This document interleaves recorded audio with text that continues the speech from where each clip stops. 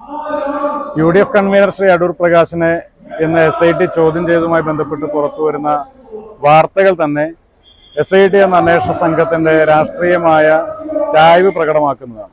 സംസ്ഥാന ഗവൺമെന്റ് SITയുടെ അന്വേഷണത്തെ അട്ടിമറിക്കുന്നതിന്റെ ഏറ്റവും പ്രകടമായ തെളിവ് കൂടിയാണ് അദ്ദേഹത്തെ ഇന്ന് ചോദ്യം ചെയ്യാൻ വേണ്ടി വിളിപ്പിച്ചു വരുത്തിയത്. ഇതിനു മുമ്പ് ശ്രീ കടകംപള്ളി സുരേന്ദ്രനെയും അതോടൊപ്പം തന്നെ ദേവസ്വം ബോർഡിന്റെ പ്രസിഡന്റായിരുന്ന ശ്രീ പ്രശാന്തിനെയും ചോദ്യം ചെയ്ത ഘട്ടത്തിൽ അതിന്റെ വാർത്ത പുറത്തു വന്നില്ല എന്ന് മാത്രമല്ല, ഒരു കുഞ്ഞുപോലും അറിയാതെയാണ് ആ പ്രക്രിയ SIT ഓഫീസിൽ നടപ്പാക്കി മുന്നോട്ട് പോയത്. എന്നാൽ അടൂർ പ്രകാശിനെ ചോദ്യം ചെയ്യാൻ വിളിക്കുന്നു എന്നുള്ള വാർത്ത മാധ്യമങ്ങളിലൂടെ നിരന്തരമായി പ്രചരിപ്പിക്കുകയും ഇന്ന് അദ്ദേഹത്തെ ചോദ്യം ചെയ്യാൻ വേണ്ടി വിളിച്ചു വരുത്തുന്ന വാർത്ത അതോടൊപ്പം തന്നെ വലിയ രീതിയിൽ തന്നെ പ്രചരിപ്പിക്കുകയും ചെയ്യുന്ന സാഹചര്യമുണ്ടായി. ഇവിടെ സംസ്ഥാന ഗവൺമെന്റ് നിരന്തരമായി പ്രചരിപ്പിച്ചുകൊണ്ടിരിക്കുന്നത് പോറ്റിക്കൊപ്പമുള്ള ഫോട്ടോയാണ് ഈ കേസുമായി ബന്ധപ്പെട്ട ഏറ്റവും പ്രധാനപ്പെട്ട തെളിവെന്നാണ്. ക്രൈം പാർട്ട് എന്താണ് എന്ന് പരിശോധിക്കുന്നതിൽ SITക്ക് വലിയ വീഴ്ച ഉണ്ടാകുന്നു. SIT അന്വേഷിക്കേണ്ടത് ഈ ക്രൈം നടന്നത് ഏതിന്റെ ഭാഗമായിട്ടാണ്, ഈ ക്രൈം പാർട്ട് എന്താണ്, ശബരിമലയിലെ സ്വർണം മോഷണമാണ്, അത് നടപ്പാക്കിയത് ആരാണ്, അത് ദേവസ്വം ബോർഡിന്റെ പ്രസിഡന്റ് ആയിരുന്ന പത്മകുമാർ ഉൾപ്പെടെയുള്ള CPM നേതാക്കന്മാരാണ്.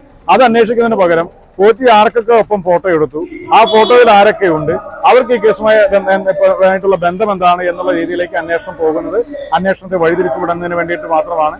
അത് മാത്രമല്ല, സ്വാഭാവിക ജാമ്യം ഈ കേസിലെ പ്രതികൾക്ക് കിട്ടുന്നത് അന്വേഷണ സംവിധാനത്തിന്റെ ഒരു പോരായ്മ തന്നെയാണ്. അന്വേഷണ സംവിധാനം സമ്മർദ്ദങ്ങൾക്ക് വിധേയമാക്കപ്പെടുന്നു എന്നുള്ളതിന്റെ തെളിവായി തന്നെയാണ് നമുക്ക് കാണാൻ വേണ്ടി സാധിക്കുകയുള്ളൂ. സ്വാഭാവിക ജാമ്യം ലഭിച്ച് പ്രതികൾ പുറത്തിറങ്ങുന്നതും രാഷ്ട്രീയ ചായ്വോടുകൂടി ഈ കേസിനെ നോക്കിക്കാണുന്ന ഈ കേസിന്റെ അന്വേഷണത്തെ മുന്നോട്ട് കൊണ്ടുപോകുന്നതും ശക്തമായ രീതിയിൽ പ്രതിഷേധിക്കേണ്ട ഒരു വസ്തു തന്നെയാണ്.